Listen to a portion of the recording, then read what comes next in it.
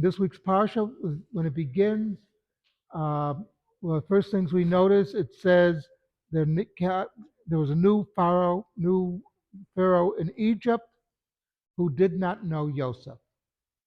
And that's what it says. Uh, and so, like, there's a big question among the commentators. Was this a brand new Pharaoh from a new dynasty? Was it the son of the previous Pharaoh? Or was it the Pharaoh under Joseph who simply did not want to honor Joseph? The point, and basically, in any case, what it means is that whoever was this Pharaoh was denying the history of Egypt. That there was a fellow named Joseph, he saved the country, and and he didn't want to announce, he did not want to let it be known.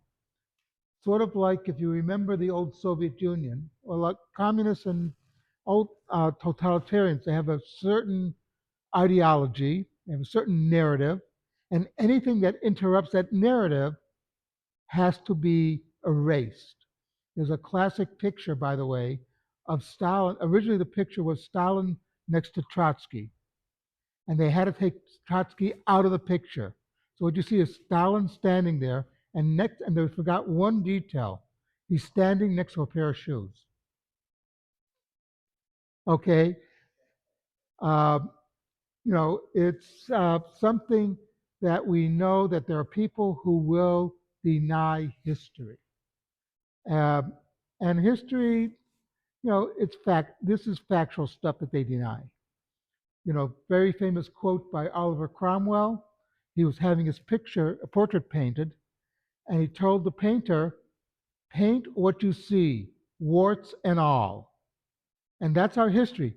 Our history is what it is, warts and all. We go through the period before we got here, the whole story of Yehuda and Tamar. That's not left out of the Torah. It's part of our history. The history of David and Bathsheba. We leave, as I mentioned last week, David asked Hashem, "Can you leave that part about Bathsheba out?" And Hashem said, "No, no, I'm putting it front and center because people have to learn from this. We learn from our mistakes. We learn from the bad things, mistakes that we made. And we overcome them. We become better people, better Jews, because we learn from what happened." And this is perhaps the most important lesson, that there came a new Pharaoh, and once he set on this course that he was denying the facts of history, he set Egypt on a course that eventually would destroy Egypt. Because the only thing what happens is, you destroy your society by lying about it. The Germans denied that they lost World War I because they were just simply could not keep up. Their economy was in ruins. That they said, no, no, we were stabbed in the back. And that's why one of the things that started World War II, that was one of the ideas behind it. And when the Allies were going into Germany, there was a conscious effort among the Americans and the British that said, oh, they said they didn't lose the last war. After this one, there'll be no doubt who lost. And that's why the Allies did what they did as far as the massive bombing, etc. That, we are going to teach you that you lost this war. But we always have to remember these things.